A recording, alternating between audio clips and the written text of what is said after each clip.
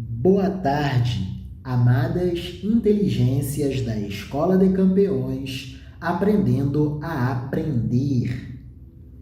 Caminharemos para o capítulo 41 do livro do Gênesis, Antigo Testamento da Bíblia Sagrada. José diante do faraó. José explica os sonhos do rei, sonhos pesadelos. 2 anos se passaram. Um dia, o rei do Egito sonhou que estava de pé na beira do rio Nilo. De repente, saíram do rio 7 vacas bonitas e gordas, que começaram a comer o capim da beira do rio. Logo em seguida, saíram do rio outras 7 vacas, feias e magras, que foram ficar perto das primeiras vacas, na beira do rio. E as vacas feias e magras engoliram as vacas bonitas e gordas. Aí o rei acordou. Era um sonho, um pesadelo. Mas tornou a dormir e teve outro sonho, outro pesadelo. Desta vez, ele viu 7 espigas de trigo que saíam de um mesmo pé. Elas eram boas e cheias de grãos. Depois saíram 7 espigas secas e queimadas pelo vento quente do deserto.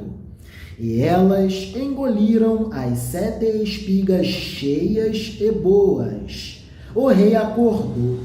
Tinha sido um outro sonho. Sonho pesadelo. De manhã, ele estava muito preocupado, muito sobressaltado, e por isso mandou chamar todos os adivinhos, magos e todos os sábios do Egito. O rei contou os seus sonhos, mas nenhum dos sábios foi capaz de dar a explicação. Então, o chefe dos copeiros disse ao rei: Ó rei, ó faraó, chegou a hora de confessar um erro grave que cometi. Um dia, o Senhor ficou com muita raiva de mim e do chefe dos padeiros e nos mandou para a cadeia, na casa do capitão da guarda. Certa noite, cada um de nós teve um sonho, e cada sonho queria dizer uma coisa.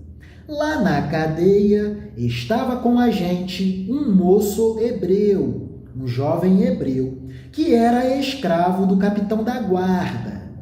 Contamos a esse moço os nossos sonhos, e ele explicou o que queriam dizer os sonhos. E tudo deu certo. Tudo conforme ele nos explicou. Tudo certo, exatamente como ele havia falado. Eu voltei para o meu serviço e o padeiro foi enforcado. Então, ao se lembrar desse fato, o rei mandou chamar José e foram depressa tirá-lo da cadeia. Ele se aprontou, fez a barba, trocou de roupa e se apresentou ao rei. Então o rei disse: Eu tive um sonho que ninguém conseguiu explicar. Ouvi dizer que você é capaz de explicar sonhos. Isso não depende de mim, respondeu José.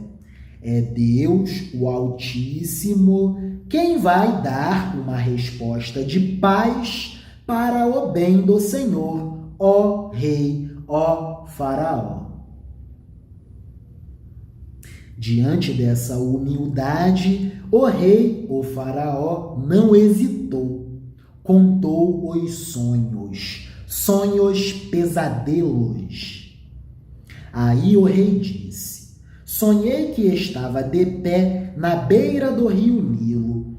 De repente, saíram do rio 7 vacas bonitas e gordas, que começaram a comer o capim da beira do rio. Depois saíram do rio outras 7 vacas, mas estas eram feias e magras. Em toda a minha vida, eu nunca vi no Egito vacas tão feias como aquelas. Eu nunca vi na terra do Egito, em toda a minha vida, tamanha fealdade. E as vacas feias e magras engoliram as vacas bonitas e gordas, mas nem dava para notar isso, pois elas continuavam tão feias e raquíticas como antes. Então eu acordei. Depois tive outro sonho. Eu vi 7 espigas de trigo muito boas e cheias de grãos, granadas, belas e formosas, as quais saíam de um mesmo pé. Depois saíram 7 espigas secas e queimadas pelo vento quente do deserto, e elas engoliram as 7 espigas cheias e boas. Eu contei os sonhos aos adivinhos, mas nenhum deles foi capaz de explicá-los. Eu contei os sonhos aos adivinhos, mas nenhum deles foi capaz de explicá-los.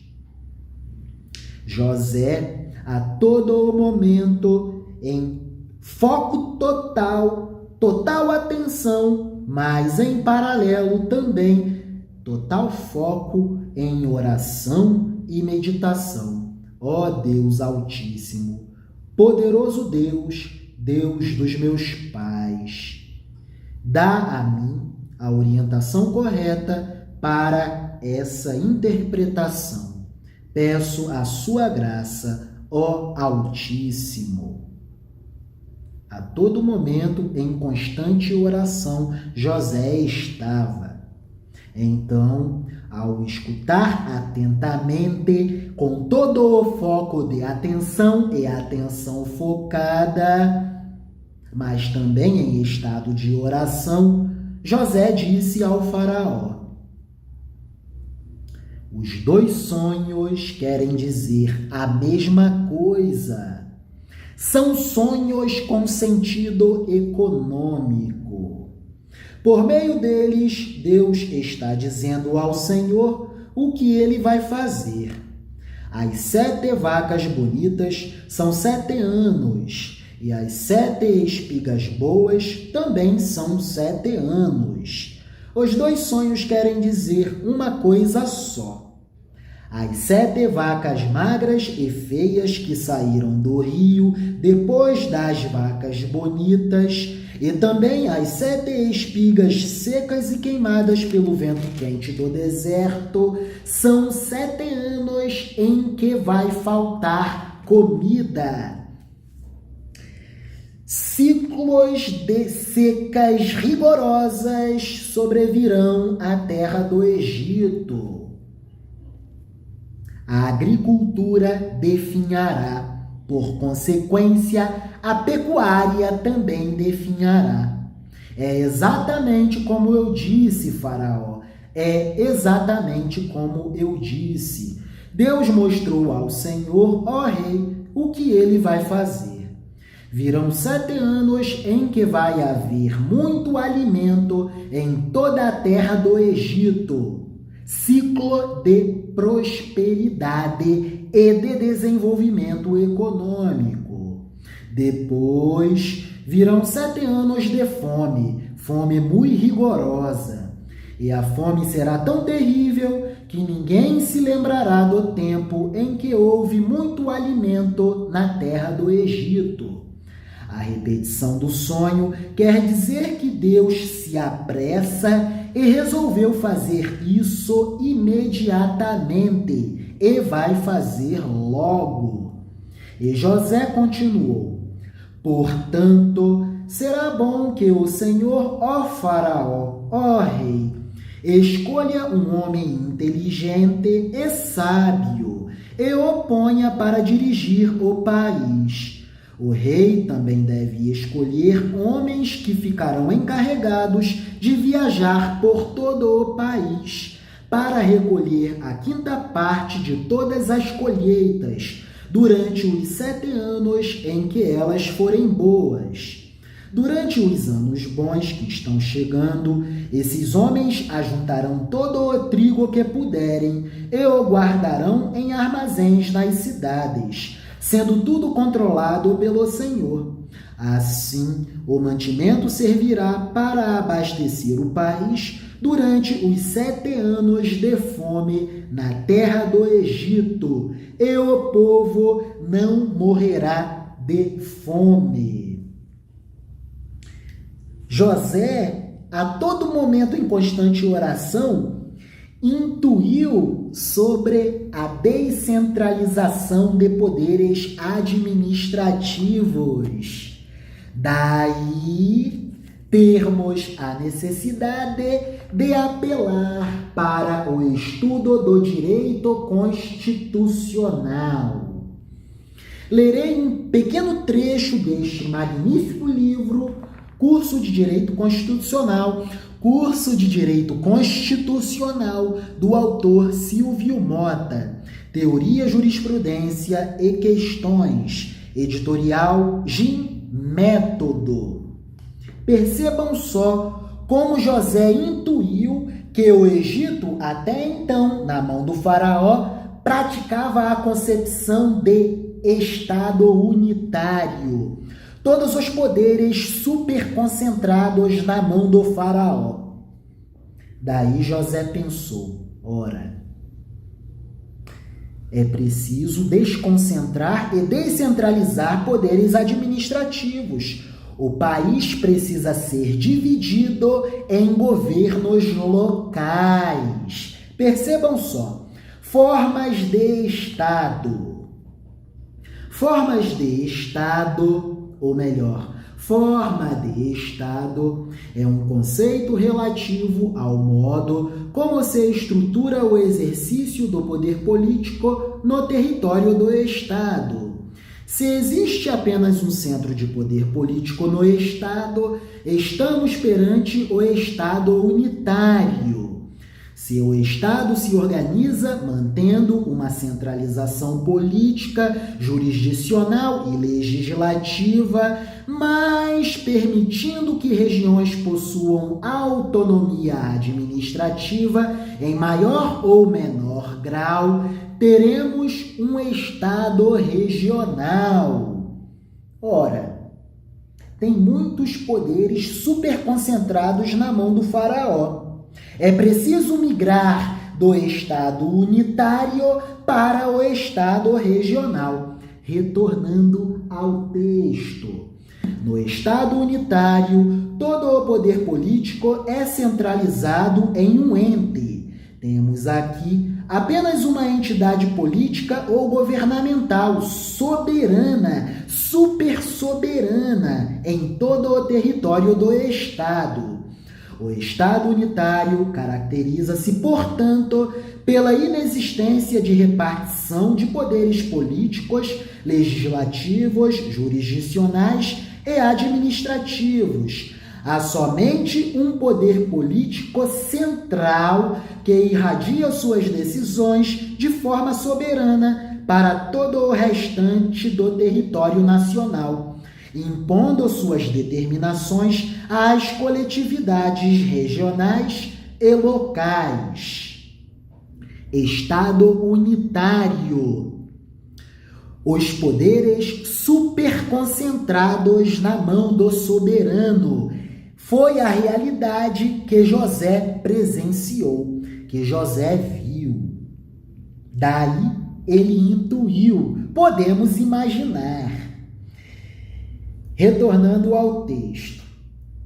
Quando o ente político puder estabelecer subdivisões de caráter administrativo, criando entidades dessa natureza em nível regional ou local e conferindo-lhe competência para desempenhar parcelas de suas atribuições, sem poder de comando. Estaremos dentro da concepção de um Estado regional, pois a competência para governar, o poder para a tomada das decisões políticas e para a edição de atos legislativos e jurisdicionais continuará concentrado nas mãos do ente central que criou tais entidades.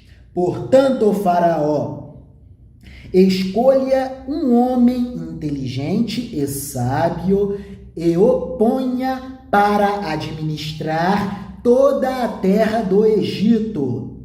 Divida o país, o território do Egito, em regiões e constitua governadores locais que prestarão contas das suas respectivas administrações a esse homem sábio que o Senhor escolher. Esse homem sábio prestará contas de toda a economia do Egito ao Senhor, ó Faraó. Perceberam? Essa é a inteligência do aconselhamento de José ao Faraó. Versículo 33 do capítulo 41 do livro do Gênesis. E José continuou com o aconselhamento e proposta de política econômica. Portanto, Faraó, será bom que o Senhor escolha um homem inteligente e sábio e o ponha para dirigir o país.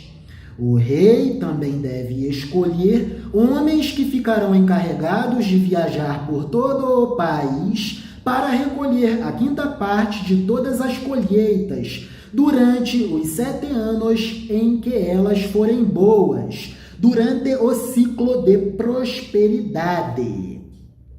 Durante os anos bons que estão chegando, esses homens ajuntarão todo o trigo que puderem e o guardarão em armazéns nas cidades, sendo tudo controlado pelo Senhor. Concepção do Estado regional. Assim, o mantimento servirá para abastecer o país durante os 7 anos de fome na terra do Egito, e o povo não morrerá de fome, e o povo não padecerá a fome. É José do Egito intuitivamente participando do processo do constitucionalismo. Vamos apelar para a nossa imaginação criativa. Se José do Egito estivesse entre nós, aqui no Brasil, ele falaria o seguinte: precisamos fortalecer os municípios pela municipalização. Vamos fortalecer a nossa concepção federativa. Vamos fortalecer a nossa federação, o nosso federalismo integrativo de cooperação, buscando sempre a descentralização e autonomia político-administrativa, ou melhor, a autonomia político-econômico-administrativa. É isso. Narrativa super sadia, história de José do Egito, que estamos trabalhando com os jovens da atividade socioeducativa Escola de Campeões, aprendendo a aprender. Este vídeo eu dedico em especial ao jovem SDN, que se desempenhará intelectualmente nesta tarde aqui no arcabouço do desenvolvimento das atividades da Escola de Campeões, aprendendo a aprender. A Escola de Campeões, aprendendo a aprender, é uma atividade socioeducativa que acontece na Unidade Socioeducativa de Internação do Recanto das Emas, Sistema Socioeducativo do Estado-membro da Federação Brasileira, Distrito Federal, Brasília, Distrito Federal. Deus é bom, Deus é luz, Deus é paz, Deus é amor, Deus é o Pai absoluto, Deus é sabedoria. Amém? Glórias a Deus e aleluias. Sejamos só gratidão. Um coração grato atrai bênçãos. E temos a certeza de que Papai do Céu já providenciou o socorro de que precisamos. Temos fé inabalável no Altíssimo. Amém.